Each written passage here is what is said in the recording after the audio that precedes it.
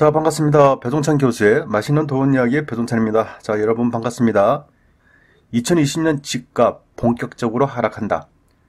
2019년 하반기, 즉 올해 하반기죠. 집값이 보합으로 좀 버티는 것 같아요. 그리고 2020년 상반기에는 집값에 대해서 이제 소유자들이 좀 불안하게 생각하겠죠. 그리고 2020년 중반기부터는 본격적으로 매물들이 좀 나올 것 같습니다. 즉 부동산 가격이 본격적으로 하락할 시기는 아마 2020년 한 중반 정도 되지 않을까라고 생각합니다. 그러면 2019년도 하반기에 이렇게 집값이 버티는 이유가 무엇이고 또 2020년에는 왜 이렇게 부동산 가격이 하락할 것인지 이런 부분에 대해서 오늘 이야기를 한번 해보도록 할게요. 먼저 부동산 완화 정책을 피게 되면 부동산 규제를 풀어준다는 얘기죠. 즉 양도소득세를 완화하고 재산세를 완화하고 규제를 해제를 하고 대출 규제를 완화함으로써 대출을 좀 많이 받게 한다는 거죠. 그리고 분양가를 자유로 한다라고 한다면 부동산 가격은 당연히 상승할 수밖에 없겠죠. 그런데 만약에 부동산에 대해서 규제 정책을 핀다라고 한다면 양도소득세를 중과세를 시키겠다. 또 재산세를 인상하고 규제를 강화하겠다. 또 대출 비율을 축소를 시키겠다. 그리고 분양가 상한제를 실시하겠다라고 한다면 당연히 부동산 가격은 하락할 수밖에 없을 것입니다. 그런데 지금 정부는 강력한 부동산 규제 정책을 피우고 있지 않습니까? 그런데도 이 서울에 있는 부동산 가격이 좀처럼 하락의 기미가 보이지 않는다는 얘기죠. 이처럼 강한 규제 대책들이 나오는데 왜 부동산 가격은, 왜 서울에 있는 부동산의 가격은 쉽사리 안 떨어지는지 그 이유에 대해서 한번 생각을 한번 해보면요. 첫 번째로 본다면 규제 정책에 대한 내성이 강화되었다는 거죠. 즉 지금까지 다양한 부동산 규제 정책들이 나왔지 않습니까? 그런데 이 매수자 입장, 즉 부동산을 가지고 있는 분들, 보유자 입장에서 본다면 하도 부동산 정책이 많이 나오니까 이제는 부동산 정책에 대한, 규제 정책에 대한 약발이 안 먹힌다라고 볼 수가 있다는 거죠. 두 번째로 본다면 부동산, 과거에도 그랬어. 과거에도 부동산 초강력 대책이 나왔을 때 참고 기다리면 언젠가는 부동산은 올라간다. 이런 기대감이 있었다는 거죠. 그런데 중요한 거는 그 시기가 언제 올라갈지는 아무도 모른다는 거죠. 그리고 부동산의 역사로 놓고 보더라도 길게는 10년 정도 시간이 소요된다는 얘기죠. 그러면 이러한 10년이라는 시간 동안 과연 가지고 있을 여유가 되는지 그런 부분에 대해서 한번 생각을 해보셔야죠. 왜냐하면 세 번째로 본다면 인터넷 매수 세력들이죠. 이쪽에서는 항상 이렇게 얘기를 하죠. 돈의 법칙이다. 돈들이 온다는 얘기예요. 돈 가진 사람들이 아파트를 사재끼면 그 아파트는 올라간다는 얘기죠. 어떻게 보면 중력의 법칙이다라고도 얘기하면서 경제 사정이 지금처럼 안 좋음에도 불구하고 이런 것까지 예상을 못하죠. 그냥 못하고 그냥 지방에 있는 모 도시의 부동산 가격이 아직 저평가되었다. 그리고 많이 떨어졌다. 이제는 오를 것이다. 이런 개념으로 해서 투자들을 좀 시키고 있는 거 아닙니까? 그리고 우리가 사면 오른다라는 이렇게 사람들을 아직도 집어넣고 있지 않습니까? 그런데 말입니다. 참 웃긴 거예요. 한 발자국만 뒤로 물러나가지고 이러한 현상을 유심히 한번 쳐다보세요. 마치 돈이 돈을 버는 것으로 보일 수는 있어요. 누구나 다 그렇게 생각을 하죠. 그런데 돈이 돈을 번다는 것은 항상 내가 먼저 샀다면 뒤에서 사주는 사람이 있어야 된다는 얘기예요. 또 뒤에 사람이 샀다면 그 뒤에 사람이 더 높은 가격으로 사주는 사람이 또 있어야 된다는 얘기예요. 그런데 뒤에 사람이 안 사준다면 그때 문제가 터진다는 얘기죠. 즉 흔히 폰지 게임이라고 그러죠. 1차 매수자가 10명이라면 2차로 오는 매수자가 50명이라는 얘기예요. 각각 1억씩 돈을 투자를 했다면 1차는 10억을 투자했고 2차는 50억을 투자했다. 그러면 그 지역은 올라갈 수밖에 없겠죠. 그런데요. 2차로 50명이 50억을 투자했는데 3차에서 투자한 사람이 10명에 10억이다. 그때부터 문제가 발생한다는 얘기예요. 즉 2차 매수자들은 던지려고 해도 누군가가 사준다는 사람이 없어진다는 얘기예요. 이럴 경우에 바로 깨지게 되는 거죠. 어떻게 보면 다단계 금융사기나 마찬가지라고 저는 생각합니다. 뒤에서 받쳐주는 매수세가 없다면 중력의 법칙, 돈의 법칙, 우리가 투자하면 된다, 뭐 황금손이다. 중요한 거는 여러분이 투자를 하셨다 하더라도 뒤에 매수자가 없다면, 즉 실소유자들이 없다면 여러분들은 꼭지점에 올라가 있게 되는 거죠. 여기다가 전세금이 떨어진다. 그 모든 책임은 다 여러분에게 달려있다는 겁니다. 따라서 이러한 현상을 여러분들이 반드시 알고 투자를 하신다면 투자에 임하셔야 된다는 얘기예요. 이 점 꼭 유의해 주시기 바라고요.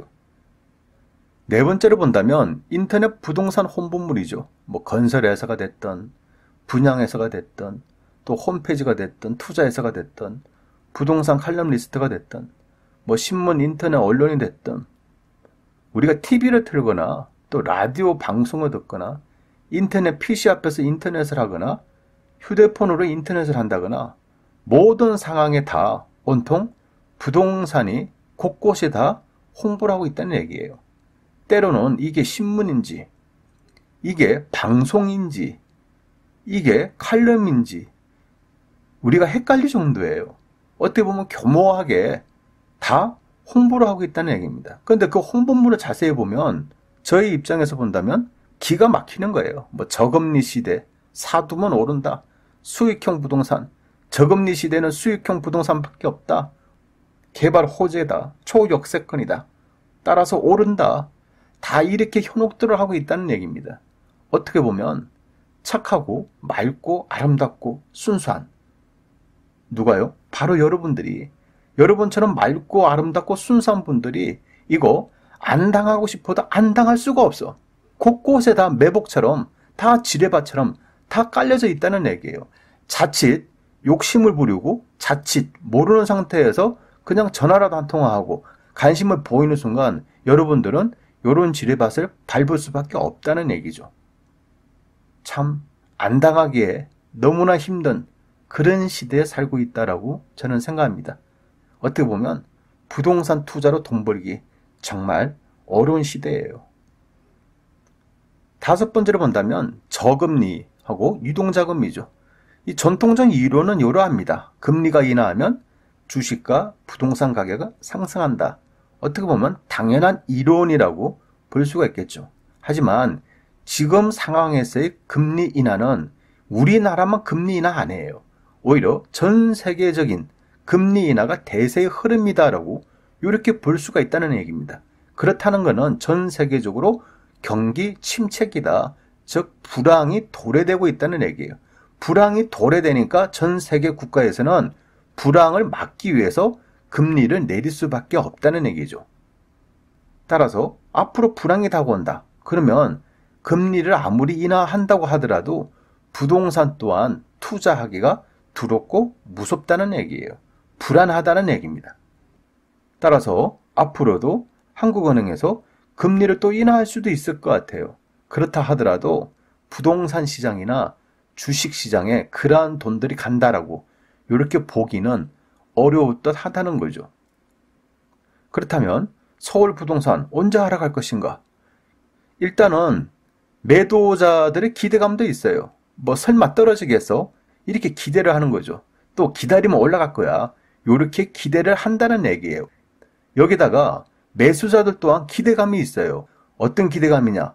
세계 경기도 안 좋고 국내 경기도 안 좋고 여기에다가 분양가 상한제까지 한다는데 아파트 가격 더 떨어져야 되는 거 아니야? 기다리는 거예요. 떨어지면 매수하겠다 이런 마음으로 매수를 안 하고 있다는 얘기예요. 그래서 현재는 매도자하고 매수자들끼리의 힘겨루기 상황이다라고 이렇게 볼 수가 있다는 거죠. 하지만 시간이 지나서 10월달 분양가 상한제가 구체적으로 시행이 된다면 매도자 입장에서는 이제 불안해지는 거예요. 불안해지다 보니까 안 되겠다. 일단은 팔고 보자. 이런 심리가 증가되는 거예요. 즉 매도하고자 하는 사람들이 증가된다는 얘기고요. 매수자 입장에서는 이거 봐라.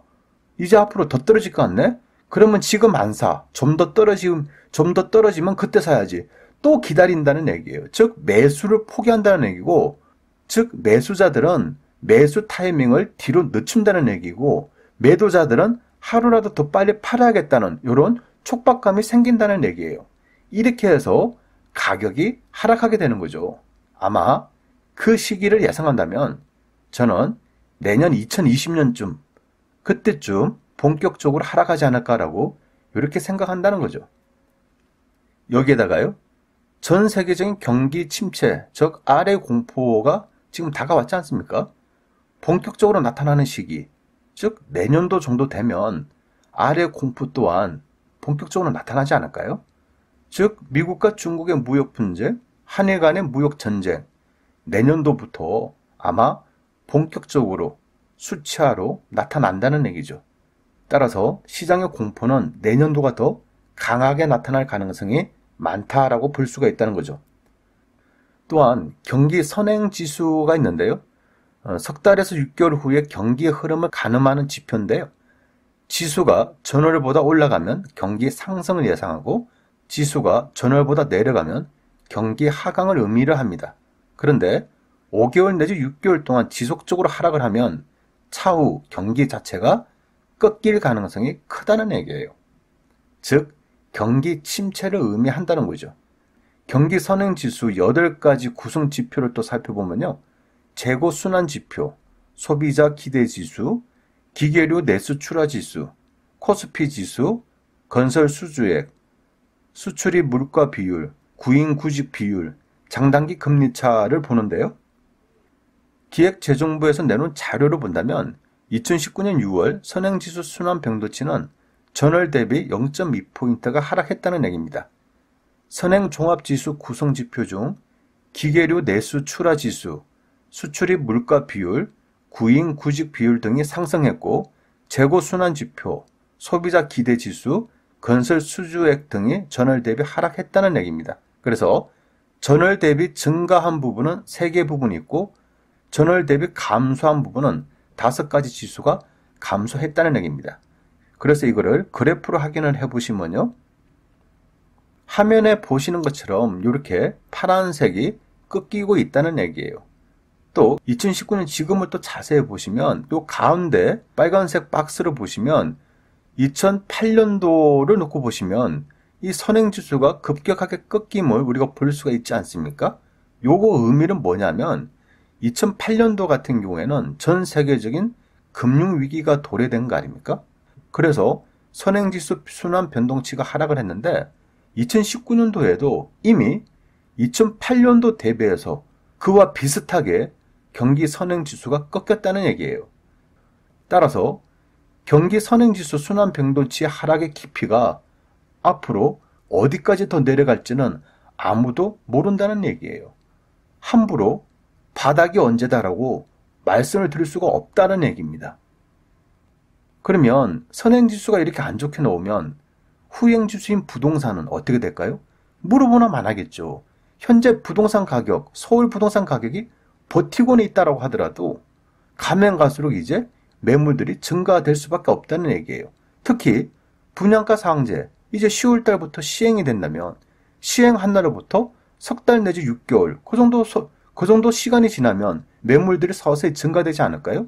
그러면 딱 시기적으로 보면 2020년 중반 정도가 된다는 얘기죠. 그때 매물들이 쏟아지기 시작한다는 겁니다. 이것뿐만이 아니죠. 집주인 입장에서는 매매 가격 하락도 무섭지만은 오히려 전세 가격 하락이 더 무섭다라고 볼 수가 있어요. 왜냐하면 내린 전세금은 돈을 돌려줘야 되지 않습니까? 그런데 세입자에게 돌려줄 돈이 없다. 그러면 부도를 당할 수밖에 없다는 거죠. 따라서 이러한 분위기가 지속적으로 된다면 버티는 것도 한도가 있다. 따라서 내년도 중반 정도가 되면 매물이 서서히 증가할 것으로 보인다는 얘기죠. 결론적으로 말씀드리면 경기가 좋지 않으면 부동산 가격은 하락할 수밖에 없다는 얘기입니다. 지금은 뭐 어떻게 되겠지라고 버틸 수는 있을지는 모르겠지만요. 시간이 지나면 이제는 내가 버틸 수가 없겠구나. 부동산 가격 하락할 수밖에 없네 라고 부동산 시장을 인정하는 그런 단계가 도래된다는 얘기예요.